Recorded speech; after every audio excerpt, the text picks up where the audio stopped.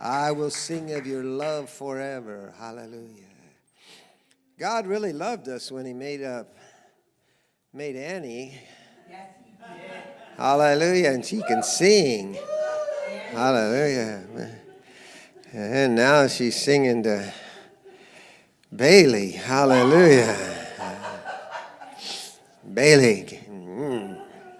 Bailey. Hallelujah. Okay, well, that's enough of that joy. We're going to talk about this prophecy, but more importantly, with respect to the Electoral College. And if you don't have a handout for the Electoral College, then just raise your hand and you can get another one. And there's so many things that are happening here today and last night and the night before and all that. It has to do with the way that we put our president into power. You got a Constitution yesterday, and it talks about the Electoral College, and so I'm going to finish up with the Electoral College a little bit today, just to, we haven't studied everything about it, but and there's going to be more that's going to happen as we come to the inauguration of President Trump in 2021. But as that happens, the issue about the Electoral College comes in a number of different statements, and I want to try to be pretty much clear about this, that the individual states are sovereign. Every state in the Union is a sovereign state. So what does the word sovereign mean? Independent. They have their independent. They're like their own country. Let me say it that way. California is like its own country. It has its own president called the governor. It has its own assembly and senate. And that is what we have in Sacramento. They make the laws. They're senators, and they have, I believe, those senators have a 4-year term, and then they have their assembly, which is the same as the House of Representatives in the federal government, and they have a 2-year term. And these are these representatives that we have more representatives that represent the population, and then and different states do it differently, but they have a legislative branch, a branch that is the executive branch, the governor, and he appoints, just like our president appoints, a cabinet. And there's also then a court, and they call the courts different in different states. Ours is called the Supreme Court of California. And it rules over all of the laws of California. Sometimes the laws in one state are different than others. We saw that real clearly when it came to marijuana, and then how they rule on it. So, and sometimes it has a tendency to, you could go just cross the border and do something that's illegal in one state and not legal in the other state. And so this is why we have a federal election of our federal most high executive. By the way, everybody that represents us or tries to represent the government of our country, they're not all elected by representatives, elected by the people. For example, the Supreme Court. Even though the people that are elected to approve of the appointment by the president to the Supreme Court, that's the same way it works also in the courts of the states. And then there's federal justices in every state, and there's the state justices, and they rule on different laws. It's like this. I've always heard it in a very simple way, that it is 3 parts of government we have in our country, 3 parts of government we have in our states, and 3 parts of government we have in our cities or our counties where they're very small. And each one has these three branches. For example, if you see a highway patrolman driving down Wilshire Boulevard, does that highway patrolman have any jurisdiction over a city violation by a person driving in their car? The answer is no. The highway patrolman is only good if he goes over there on 405 or Highway 10, because those are highways that are federal. They cross lines. And actually, the 405 is one that doesn't cross lines. It's a state highway. So you have state highways, federal highways, but the highway patrol is the guy that gives you the ticket. If you see a city of Port Hueneme going along the 405, he can't stop you. He could if you wanted to make a citizen's arrest, just like you could do that. But you're probably not going to be very significant driving your Toyota and pulling a guy over. They're not going to go over for you. You have no jurisdiction. So the highway patrol has it for the highways. The city has it for the cities. And then the federal government is, and the city or counties, there's also sheriffs for counties. And so then there's the federal laws, and they're the FBI and the ones that the president appoints. And so they are right there at the border. And they're saying you're going past each border once. Not just that. The border's not that significant because it's the states that say, you can't go into my state. You can't. But basically, the walls that are around the country for the federal government. And that federal government is in charge of immigration. So everybody's got their own little part to play in our government, and a lot of checks and balances. And so we have this way of voting for our president called the Electoral College to try and bring about a real federalism with all the states, a bringing together for all of the states. But the states vote by majority. This is the key. Yes, we vote in a majority fashion. That means that every state elects the president from their state. In other words, if you have a lot of electors, like California has 55 electors in the Electoral College, all of them, even though, let's say the vote would be 35,210,000 to 34,210,000, if it was just that close, all 55 electors go for the President of the United States, and the other ones, you're only 1,000 off. It's very close, but we don't get any representation for those 50 out of the 55. It's not like 50, like 25, and then the other ones have 23. It doesn't work that way. It's a majority. Now, by the way, that is a very powerful thing. And if you're in a smaller state, and let's say everybody in the state votes for him, you still only get 3 or 2, or I'm not 2. There's no 2s. You get a small number. So this is a federal way to elect the president in a majority of states.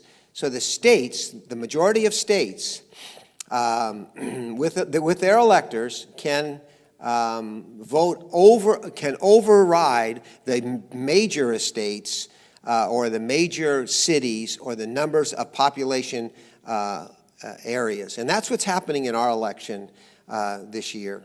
So there's a number of states that combine together with basically all the small states have pretty much the same kind of needs. They have the same kinds of needs. The larger states have different needs. You know, like, for example, you're not going to see a 50-foot high-rise in Bozeman, Montana.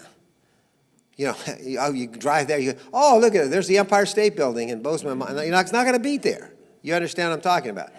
And so they have different the ways of living, and the high-rise apartments and all these people. No, they want to have a ranch about 100 acres, and one person lives on it.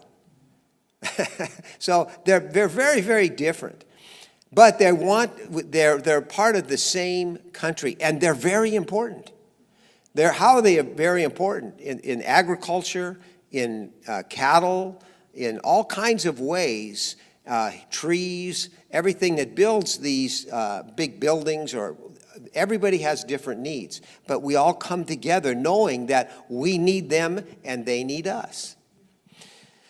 So this is the Electoral College. And by the way, at the time that this was made, there was no Empire State Building.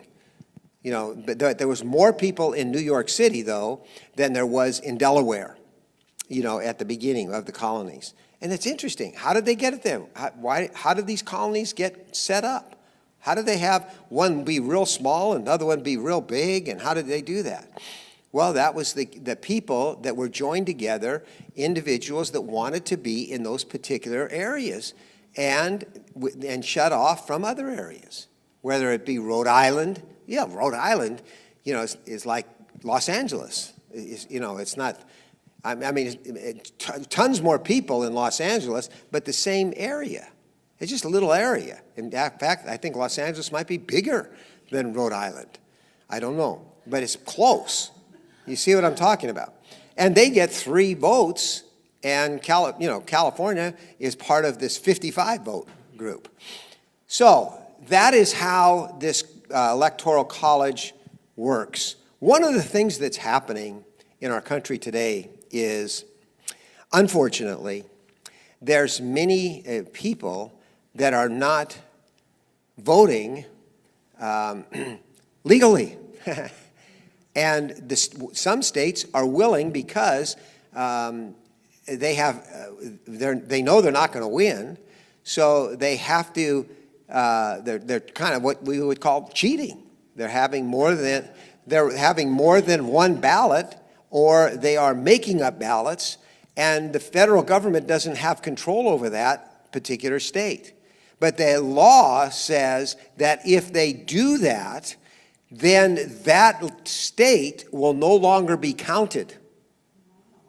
It will no longer be counted if it gets thrown back to the federal Constitution, which would say then you no longer vote according to how many Electoral College members you have. It's only the states then that voted properly. And so now every state gets 1 vote.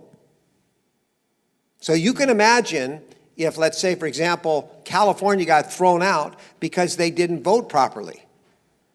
If they didn't vote properly, they get 1 vote. They only get 1 vote.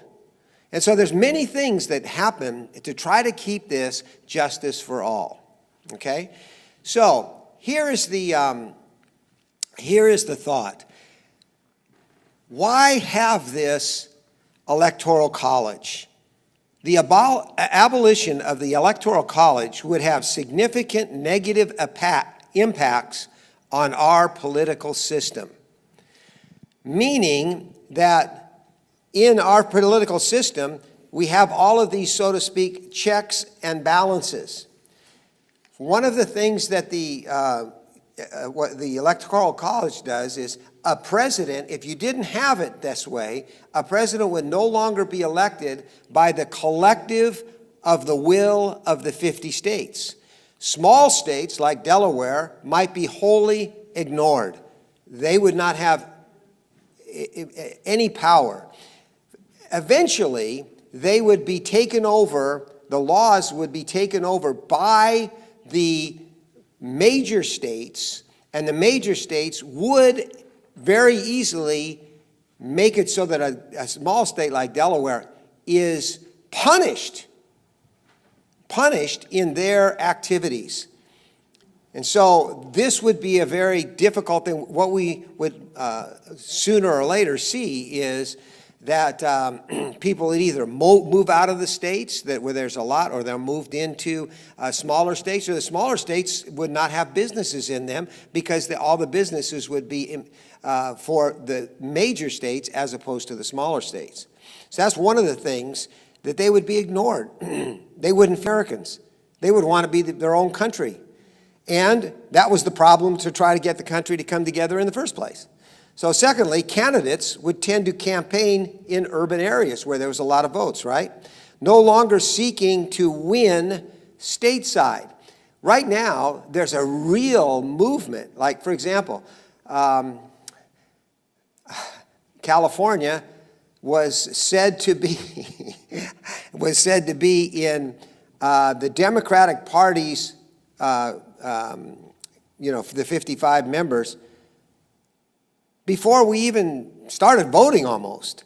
I mean, the news media had that 55 members right off the bat of the Electoral College, which was very, very, very bad because of the time changes. And so that meant, okay, well, we're done. We didn't vote. Our vote's not going to count. Okay? So that's all, it's going to be Democratic. So that is even against the idea of the federalism of this issue. And it's only a matter of self-government. I mean, obviously, it's just a projection. It's not really what's going to happen and that kind of thing. And that's what they would say. But it's a lie. It's basically to promote your own candidate. And the federalism that we're talking about now is a federalism that makes it so the smaller states don't count. Candidates would tend to campaign in urban areas. Only you could win with California, New York, and Texas, and you're done. You've won, or Florida or something. You can win with these very huge urban areas, and it would only be to their benefit. So this might alienate millions in small towns and rural states such as Iowa, Wyoming, and Alaska. So the president, if we didn't have this system, the president would most likely be the president of the larger states and the larger groups of people in those states. It would be a very different looking country. And, by the way, that's kind of the way it looks like when you look at other countries. They have dictators. It all comes down to the federal government controls everything in all the states. The states, most countries don't have states. They might have provinces and that kind of thing, but they're not called sovereign states. You see. I learned one day that I was driving through New Mexico, and I was going by, I think the town was Taos, and I'm not sure if that was the town or it was Santa Fe or one of them. But if you drive through this city, everybody in the entire city has the same color house. Nobody can paint their house a different color. It's kind of like that reddish, what color is that called? Anybody? Huh? Clay color, and it's beautiful. But everybody has to have it. So if you don't want to have that color for your house, you don't live there. You understand what I'm saying? And it's a law. You have to do that. Now, we can say, okay, in California, they passed a law recently when we had to sell our house over on Gina, that any new buildings in California or in specific parts of California, maybe even it's just in Santa Monica, you have to collect all the rainwater that rains on your property. You have to collect it in a big, like swimming pool of rocks underneath your house. You can't let the water leave your house, your property, new housing. So I remember when we were selling our house, they hadn't done that, and they were selling it, and so they had to make it so the water would all drain, and that there's a reservoir underneath the house that it all stays on your property. And I found this out up in Pismo Beach, that if you drain your property, or your drainage of your property goes to somebody else's property, then and it destroys something like the Jack Mefford, he's the principal of the school there. Their school property, the mud went across the street and got into somebody's backyard and knocked down the fence and everything. So they had to pay for it because their water was destroying their property. So people in certain areas, you can make those kinds of laws. Some people think it's, this is what we should do. Can you imagine that in Montana? I got 550 acres, at the top of a mountain or something like that. And the mountain came down into your side. Now we have to move it. Well, they're bankrupt. They leave the state, it's gone. So you can't, all laws don't apply to every situation. And so it makes it more individual as far as the states are concerned. And this is a very important part of life in America. It tries to bring, what they tried to do is they tried to bring self-government to each individual that lives in the United States. And that the two basic laws that govern the country were love God and love your neighbor as yourself. So if you try to keep all yourself from hurting other people, that's what the goal was. And believing in God, that he's the one that is directing the whole world, because we were created by one creator who gave us inalienable rights of life, liberty, and the pursuit of happiness. And so we love God, but we also love our fellow man. And your fellow man, I can't do too much with my property to affect Ray Kane in Montana. You understand what I'm saying? It's my neighbors. We're supposed to have neighbors. I believe that in the smaller states, it would be I believe that it would be the neighbors in the smaller states know their neighbors more so than in the big states where they all may live in the same building, in an apartment or a condominium, or even individual single residences. People don't know their neighbors. They don't talk to them. They don't care about them. And that is a real deficiency of the big states. Okay, so the third thing here is, if we didn't have the Electoral College, a focus on urban areas and away from statewide politics would undermine the two-party system. And this is the real crux of the matter that serves our continental republic well. A splintered and incoherent set of regional and issues-oriented parties would likely spring up. In other words, hey, I live in some certain place, and I can get, maybe 150,000 people to vote for me because I want to have my cattle farm. And so now they run for president. And so all of these little areas, they're taking away from the two-party system. That is to try to benefit all of us, not just the individual people. And that's what happens in countries where you have a lot of different parties. Ultimately, though, the one dictator, or the way that they compromise with each other party, you've got the Labor Party, and then the Christian Party, and then the Socialist Party, and then the Capitalist Party, and you have all these parties in these various countries. And so they all work together to I'll be with you on this law, and I'll be with you. It just becomes a whole, everything that they're talking about